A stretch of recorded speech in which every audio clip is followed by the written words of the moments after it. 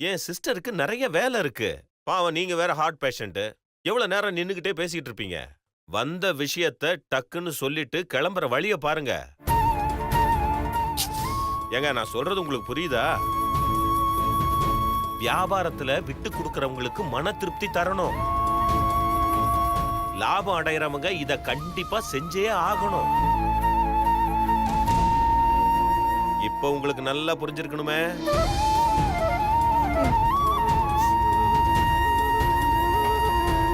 என் பெரிய பொண்ணு மீனாட்சி உங்க பையன் சுந்தர விரும்புறா. அவங்க 2 பேருக்கும் கல்யாணம் பண்ணி வச்சா அவங்க வாழ்க்கை நல்லா இருக்கும். நல்லா இருக்கிறதெல்லாம் இருக்கட்டும். ஒண்ணு கூட அவங்க நியாயமா செய்யவே இல்லையே.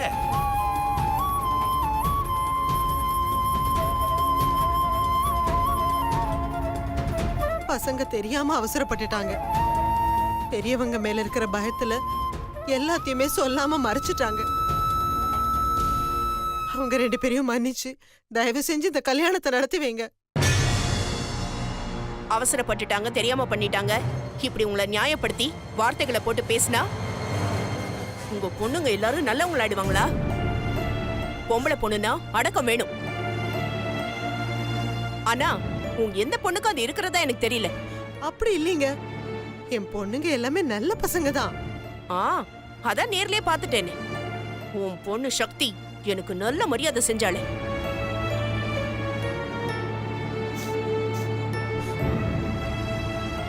இல்லீங்க, என் பொண்ணு ஏதோ என் மேல உள்ள பாசத்துல ஆத்திரப்பட்டு உங்களை அடிச்சிட்டா. அவ செஞ்சது சரின்னு நான் சொல்ல வரல. அவ செஞ்சது 100க்கு 100 தப்புதான். நானும் அதைத்தான் சொல்றேன். அவளுக்கே அவ்வளவு திமிரு இருக்குன்னா அவளுக்கு முன்னாடி பிறந்த மீனாட்சிக்கு எவ்வளவு திமிரு இருக்குமோ யாருக்கு தெரியும்? நாளைக்கு உன் பொண்ணு இந்த வீட்டுக்கு மருமகளா வந்ததுக்கு அப்புறம் அவளும் சக்தி மாதிரியே என்ன அடிச்சு வெளியே துரத்த மாட்டான்னு என்ன நிச்சயம்?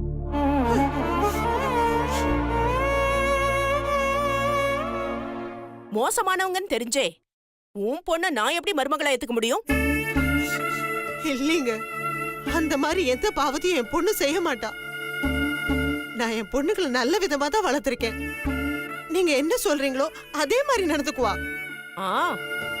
நீ அவங்களுக்கு புத்திமதி சொல்லி வளர்த்திருக்கியா? இதுல இருந்தே தெரியுது உன் வளர்ப்பு எப்படி இருக்கும்னு. நீயே என்னை எதிர்த்து திமிரா பேசினவ தானே? உன் தகுதிக்கு ஏத்த மாதிரியா நடந்துகிட்ட? ஏதோ தெரியாம செஞ்சுட்டேங்க. சக்தி உங்களை அடிச்சது எல்லாத்தையும் விட பெரிய தப்பு. அவளுக்காக நான் உங்ககிட்ட மன்னிப்பு கேட்டுக்கிறேன். தயவு செஞ்சு சுந்தருக்கும் மீனாட்சிக்கும் கல்யாணம் பண்ணி வைங்க. தயவு செஞ்சுங்க. சுந்தருக்கும் மீனாட்சிக்கும் கல்யாணம் நடக்கணும்னா நீ என்கிட்ட மன்னிப்பு கேட்கணும்.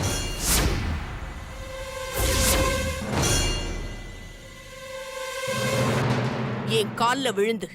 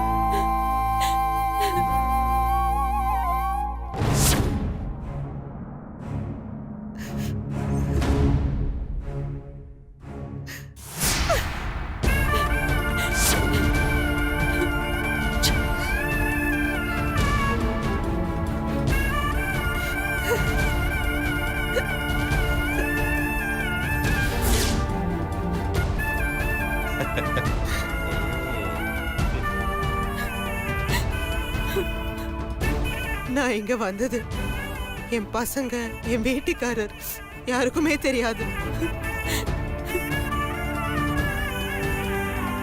என் பொண்ணு வாழ்க்கைக்காக நாங்க பண்ண தப்ப ஒத்துக்கிட்டு மன்னிப்பு கேட்டுட்டு போறதுக்காக தான் வந்தேன்.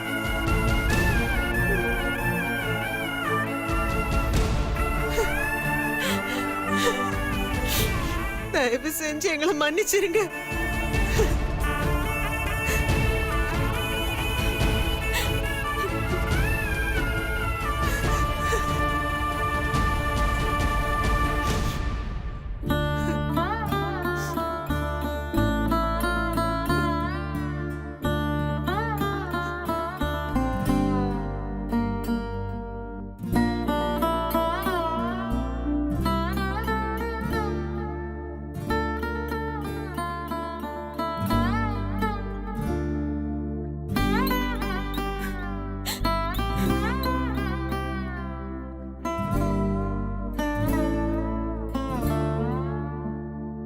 நான் சம்மதிக்கிறேன்.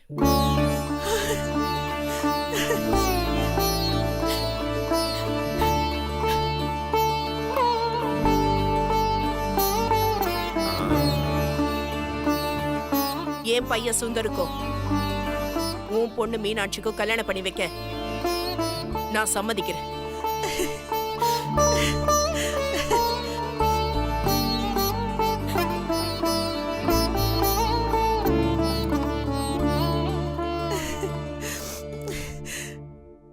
ரொம்ப சந்தோஷங்க. என் பொண்ணு வாழ்க்கையில நீங்க விளக்கேத்தி வச்சிட்டீங்க. ரொம்ப சந்தோஷம்.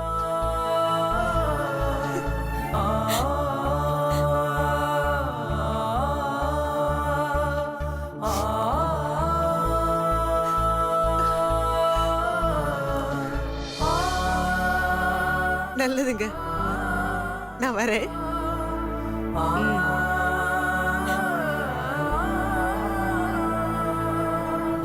வரேன் தம்பி.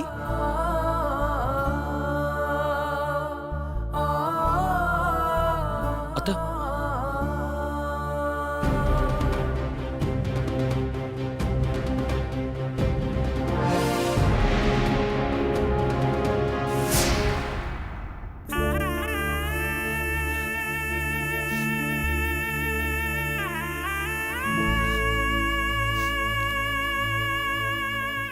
கடவுளே, சுபத்ரா எதிர்க்க நான் தலை குனிஞ்சு நின்னது என் குடும்பம் மறுபடியும் தலை நிமிர்ந்து நிக்கணும்ன்றதுக்காக தான். நான் மானத்தை விட்டு அவ காலில் ஏன் விழுந்தேன் தெரியுமா? என் பொண்ணு நாளைக்கு அவ வீட்டுல வாழும்போது அவ என் பொண்ணை நோகடிக்க கூடாது. அதனாலதான் என் பசங்க சந்தோஷத்துக்காக, அவங்க எதிர்காலத்துக்காக எவ்வளவு கஷ்டப்படவும் நான் தயாரா இருக்கேன். எவ்வளவு அவமானப்பட்டாலும் அதை தாங்கிக்கிற சக்தி எனக்கு கொடு.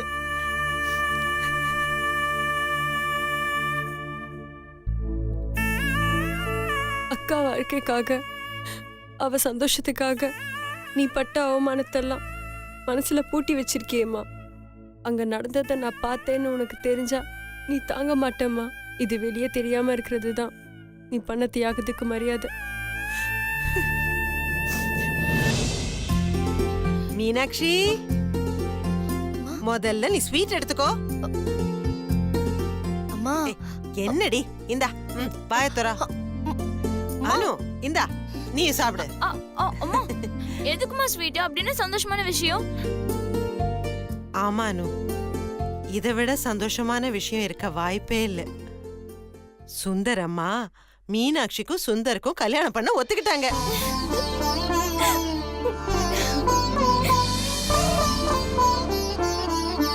அம்மா, நிஜமாவாமா சொல்றேன்? நம்பவே முடியல. நீ அதிர்ஷ்டக்காரி. உனக்கு பிடிச்சவன் கூட உனக்கு கல்யாணம் நடக்க போகுது. அம்மா, சுந்தர் அம்மா கல்யாணத்துக்கு ஒத்துக்கிட்டாங்கன்னு சொல்றத என்னால நம்பவே முடியலமா. என்னடி, நான் என்ன பொய்யா சொல்றேன்? இல்லையேம்மா, அப்படி ஒண்ணு நடக்கிறதுக்கு வாய்ப்பே இல்லையே. அம்மா உங்களுக்கு எல்லாம் தெரியாம ஒரு விஷயம் பண்ணேன். இப்போ நான் நேரா சுந்தர் வீட்ல இருந்தா வரேன். மா, ஏமா நீ அவங்க வீட்டுக்கு போன? அவங்களுக்கு தான் மரியாதை கொடுக்கவே தெரியாதே. மா, அப்படின்னா நீ அவங்க கிட்ட போய் மன்னிப்பு கேட்டியா? ஆஹா, அதெல்லாம் இல்ல. சரி கேளுங்களேன். உண்மையை சொல்லணும்னா நானே அவங்க வீட்டுக்கு பயந்துட்டு தான் போனேன். அவ என்கிட்ட பேசுவான்ற நம்பிக்கை கூட எனக்கு கிடையாது. சுபத்ரா கண்டிப்பா சண்டை போடுவான்னு நினைச்சிட்டு தான் போனேன். ஆனா நான் பயந்த மாதிரி எதுவுமே அங்க நடக்கல. சுபத்ரா என்ன பார்த்ததும் கூட்டிட்டு போய் சோஃபால உட்கார வச்சா. எனக்கு அப்படியே ஆச்சரியமா ஆயிடுச்சு. அவளே போய் காஃபி போட்டு கொண்டு வந்து கொடுத்தது இன்னும் அதிசயமாயிடுச்சு. இன்னொரு விஷயம் தெரியுமா, அவங்களே நாளைக்கு நம்ம வீட்டுக்கு வரதா தான் இருந்திருக்காங்க. அதுக்குள்ள நானே அங்க போயிட்டேனா அவங்களுக்கு எல்லாம் பயங்கர ஷாக்கு. அம்மா இருந்தாலும் நீ சொல்ற எதுவும் நம்புற மாதிரி இல்லையேம்மா. அவங்க எதிர்க்க இருந்த என்னாலேயே நம்ப முடியல. நீங்கெல்லாம் எப்படி நம்புவீங்க? சுபத்ரா தான் இப்படி எல்லாம் பேசுறாளான்னு நானே அடிக்கடி என்ன கிள்ளி பார்த்துட்டேன்னா பாருங்களேன்.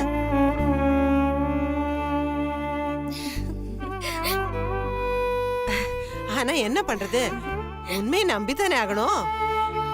நான் கூட என்னாச்சு இவளுக்கு ஒழுங்கா பேசுறாளேன்னு நினைச்சேன். அதுக்கப்புறம் தான் எனக்கே விஷயம் தெரிஞ்சது. மீனாட்சியை தவிர வேற எந்த பொண்ணையும் கல்யாணம் பண்ணிக்க மாட்டேன்னு சுந்தர் ஒத்த கால்ல நின்றுருக்காரு. அவளை காதலிச்ச விஷயத்த மறைச்சது தப்புதான்னு சுந்தர் கெஞ்சி இருக்காரு. பையனோட சந்தோஷம் தான் முக்கியம்னு கல்யாணத்துக்கு ஒத்துட்டாங்க. இதுக்கே இவ்வளவு ஷாக் ஆயிட்டீங்களே. நடந்ததெல்லாம் மனசுல வச்சுக்காதீங்கன்னு சுபத்ராவே என்கிட்ட சொன்னா. அப்போ எனக்கு எப்படி இருந்திருக்கும் நினைச்சு பாருங்க. ஏய் நீ எங்கடி போன? இந்தா முதல்ல ஸ்வீட் சாப்பிடு. நான் சொன்னதெல்லாம் கேட்டல்ல?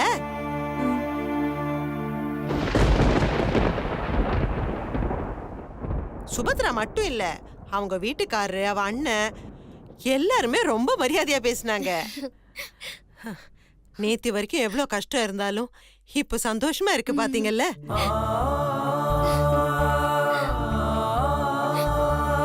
அவங்களே நிச்சயதார்த்தத்துக்கு நல்ல நாள் குறிச்சிட்டு சொல்லி விடுறேன்னு சொல்லிருக்காங்க. சரி இருங்க, நான் போய் என் கையால ஒரு பால் பாயசம் பண்றேன். ஓகேமா. அக்கா இப்போ உனக்கு ரொம்ப சந்தோஷமா?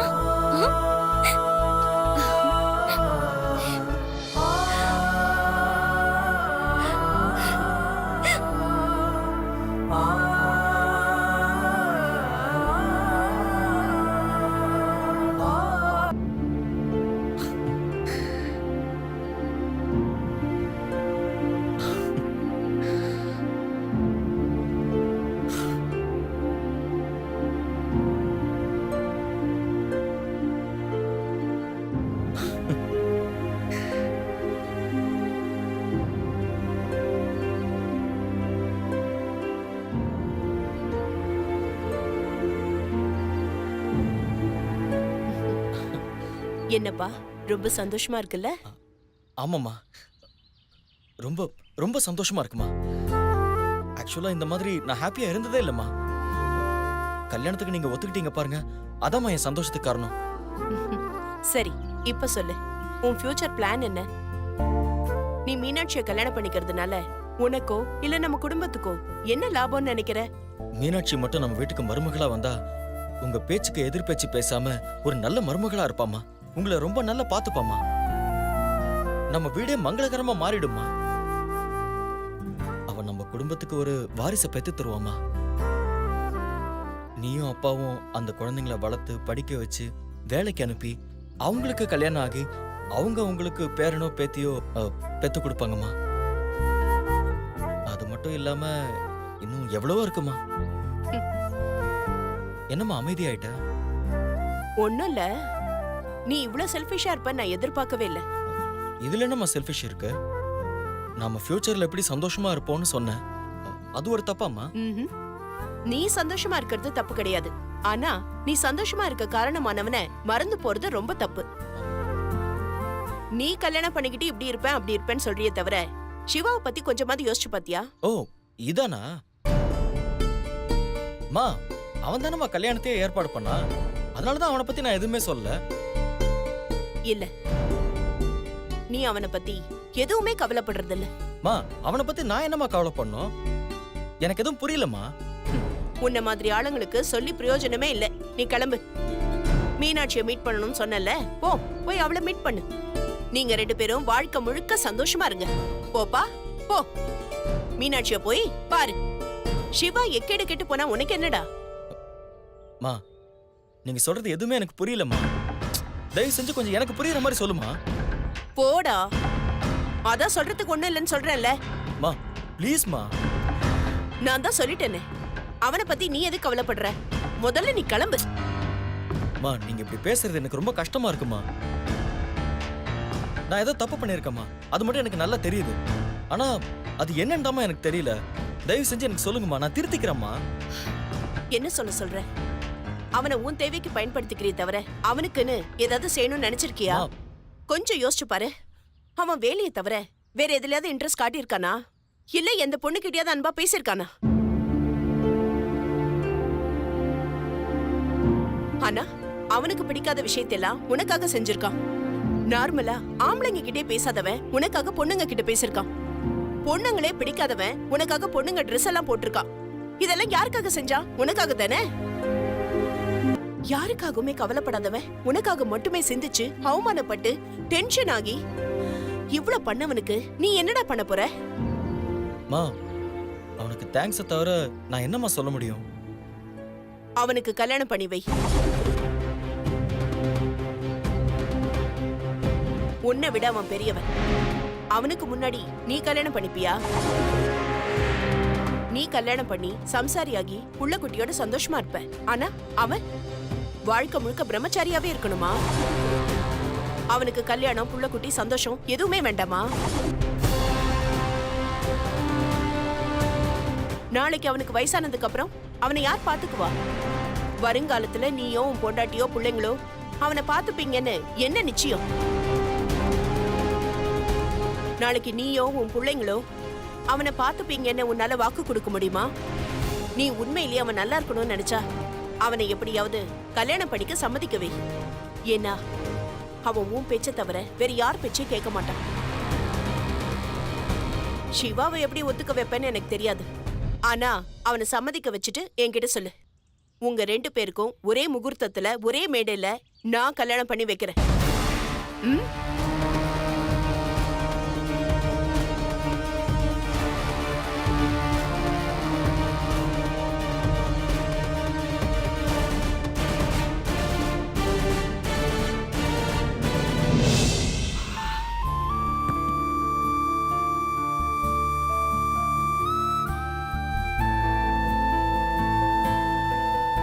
சக்தி, என்னடி இந்த வெயில தனியா உட்காந்து என்ன யோசிச்சுட்டு இருக்க? ஒன்றும் இல்லைம்மா, சும்மா தான் உட்காந்துட்டு இருக்கேன். இப்படிதான் ஒன்றும் இல்லைன்னு சொல்லிட்டு கல்யாணத்துல எல்லாத்தையும் பண்ணிட்டீங்க. இப்பயும் ஏதாவது இருந்தா சொல்லிடுங்கடி, நாங்களும் தயாராயிக்கிறோம். யார் மனசுல என்ன இருக்குன்னே தெரிய மாட்டேங்குதே. ஆமாம்மா, யார் மனசுல என்ன இருக்குன்னு யாருக்கும் தெரியாது. அது அவங்களா சொன்னதானே தெரியும். உன் மனசுல கூட நிறைய இருக்கும், அது நீயா சொன்னதானே தெரியும்.